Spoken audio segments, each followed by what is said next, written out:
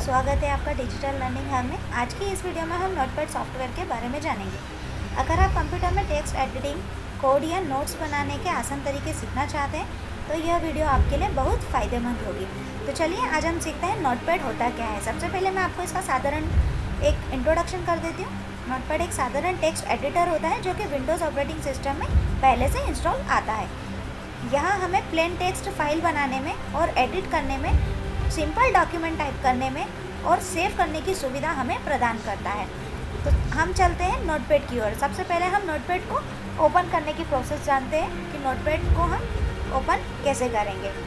सबसे पहले आपको नीचे टास्क बार में सर्च बार विंडो दिख रहा होगा, जिसको हम विंडो सर्च बार भी कहते हैं। विंडो सर्च बार में आप जाकर नोटपैड टाइप करेंगे, देन आपके पास नोटपैड ऑप्शन सामने ही दिखाई देगा। ऑप्शंस का सॉफ्टवेयर दिखाई देगा। इस सॉफ्टवेयर को आप डायरेक्ट ओपन कर सकते हैं इंटर प्रेस करके, एक सिंगल क्लिक करके। उसके बाद में आप विंडोज़ आर की प्रेस करके यहाँ पर भी आप नोटपैड टाइप करेंगे तो आपकी नोटपैड की फाइल ओपन हो जाएगी। ये आपके दो ऑप्शन थे, मैंने आपको जो बताया है नोटपैड कैसे ओपन करते हैं।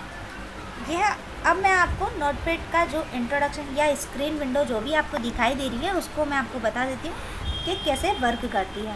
सबसे पहले आपको सबसे टॉप पे टाइटल बार दिखाई दे रहा होगा, जहाँ पर आपकी सेव की गई फाइल का जो भी आप नाम देते हैं वो आपको शो होता है। यहाँ पर अनटाइटल्ड नोटपैड नाम दिखाई दे रहा है। उसी के राइट हैंड साइड में क्लोज, मैक्सिमाइज और मिनिमाइज बटन दिखाई दे रहा है। उसके जस्ट नीचे आपको मेन्यू बार दिखाई दे रहा है, जिसमें आपको फाइल, एडिट, फॉर्मेट, व्यू और हेल्प टैब दिखाई दे रही है। इसको हम मेन्यू बार और टैब दोनों बोल सकते हैं।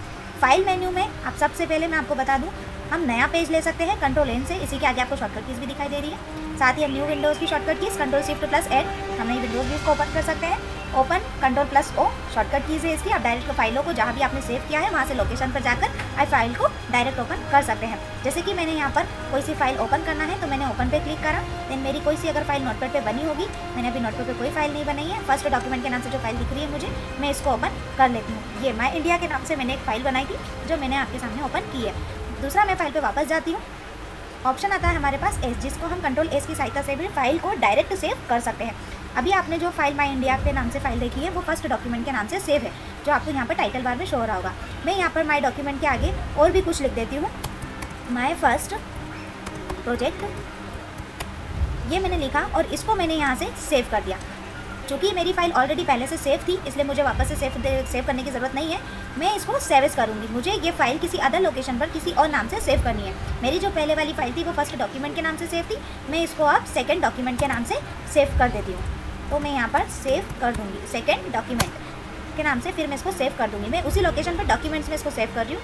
आपको अगर चाहिए तो आप अदर लोकेशन सेलेक्ट करके आप फाइल को सेव कर सकते हैं। तो देखिए मेरी जो पहली वाली फाइल थी फर्स्ट डॉक्यूमेंट के नाम से वो हमारी हट गई है। दूसरी जो हमने सेकंड सेव एज वाले ऑप्शन से फाइल सेव करी है वो हमारी सेकंड डॉक्यूमेंट के नाम से फाइल आ चुकी है। क्योंकि हमारी पहले वाली file my document my India के नाम से सेव थी, माई इंडिया उसमें लिखा हुआ था। सेकंड हमारी जो फाइल हुई है उसमें माई इंडिया माई फर्स्ट प्रोजेक्ट लिख के हमने सेव कर दी है।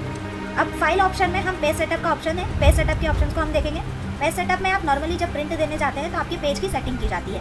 इसमें ज़्यादातर ऑप्शन नहीं है, नॉर्मल जो हम यूज़ करते हैं वही है। सबसे पहले हम पेपर की साइज़ देखेंगे। नॉर्मल बाय डिफ़ॉल्ट जो भी पेज होता है उससे अगर हमें प्रिंट लेनी है हार्ड कॉपी में, हम वो पेज देखेंगे। हम जो पेज पे प्रिंट निकालना चाह रहे हैं वो A4 पेज पे निकालेंगे।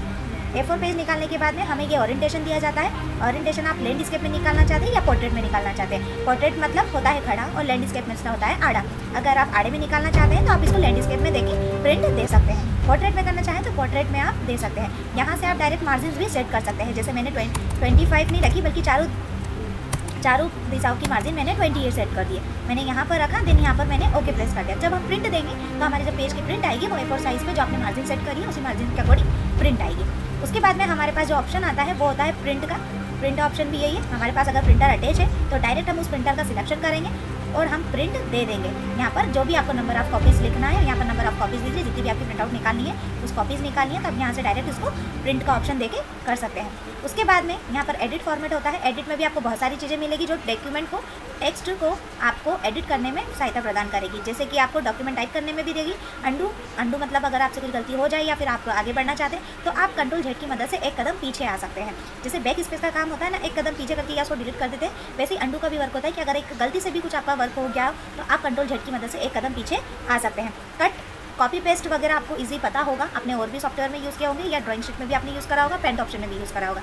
कट का मतलब होता है किसी भी ऑप्शन को आप डायरेक्ट वहाँ से उठा सकते हैं। जैसे कि मैंने यहाँ से प्रोजेक्ट को यहाँ से Ctrl+X किया, तो यहाँ से जो हमारा Ctrl+X जो प्रोजेक्ट लिखा हुआ था वो यहाँ से हट चुका है, लेकिन वो गया कहाँ पर, क्लिपबोर्ड के अंदर।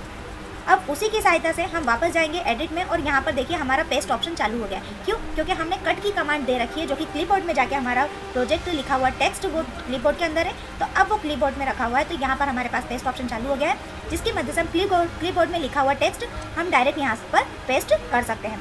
यही हमारा कॉपी का भी काम होता है। आप एक बार कॉपी कीजिए, जितनी बार आपको पेस्ट करनी है आप वहाँ पर पेस्ट कर सकते हैं जहाँ पर आपका कर्सर होगा।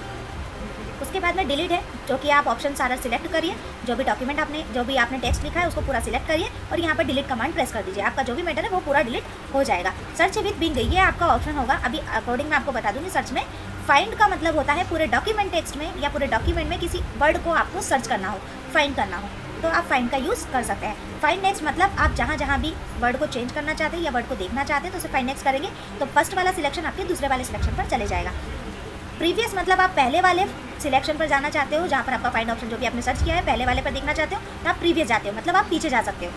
और नेक्स्ट मतलब आप आगे जा सकते हो। रिप्लेस मतलब होता है आपने जो वर्ड सर्च किया है उस सर्च वर्ड की जगह आप कुछ और ऐड करना चाहते हो या कुछ अपने और वर्ड टाइप करना चाहते हो तो आप वहाँ पर रिप्लेस कर सकते हैं। गो टू मीन्स होता है आप दूसरे पेज पर जाना चाहते हो। सपोज आपने बहुत सारे पेजेस पर डॉक्यूमेंट टाइप करा है, टेक्स्ट टाइप कर रखा है, आपने कुछ भी थीसिस वगैरह या कुछ भी पैराग्राफ वगैरह बनाए रखे हैं, तो आपने एक साथ मल्टीपल पेजेस पे वर्क किया है, तो आप डायरेक्ट फर्स्ट पेज से लेकर 4 to 5th 6th 7th जो भी पेज पे आप जाना चाहते हो डायरेक्ट गो टू करो और यहाँ पर वो नंबर पर या लाइन पर, नोटपैड में आपका पेज अनंत होता है इसलिए आपको दिखाई नहीं देता, इसलिए आप डायरेक्ट यहाँ पर 15 नंबर के पेज पर अगर होंगे तो आप वहाँ पर जा सकते हो। हमारे पास अभी टेक्स्ट लिखा हुआ नहीं है इसलिए हम अभी उस पर कुछ नहीं चाहते हैं। यह हमारा होता है फर्स्ट प्रोजेक्ट। एडिट ऑप्शन आपका हो गया खत्म। यहाँ पर आपका सिलेक्ट ऑल, अगर आप सारा सिलेक्ट एक साथ करना चाहते हैं तो यहाँ पर आप कर सकते हैं। दूसरा, आप यहाँ पर अगर टाइम एंड डेट डालना चाहते हैं तो आप डायरेक्ट टाइम एंड डेट भी डालना चाहते हैं। जैसे मेरा कर्सर जहाँ पर है मैं वहीं पर उसको अप्लाई करूँगी, तो ये जहाँ कर्सर होगा वो वहीं पर ही अप्लाई होगा, वहीं पर ही ये अप्लाई होगा। ये थी हमारी कुछ नोटपैड की file and edit menu bar. तो दोस्तों, यह था नोटपैड सॉफ्टवेयर का एक आसान परिचय। अगर आपको यह वीडियो पसंद आता है तो लाइक करें, शेयर करें, सब्सक्राइब जरूर करें। अगर कोई सवाल है तो कमेंट बॉक्स में आप पूछें, मैं आपके सवाल का जवाब डिजिटल लर्निंग हब चैनल को कंप्यूटर सीखने के लिए। Thank you.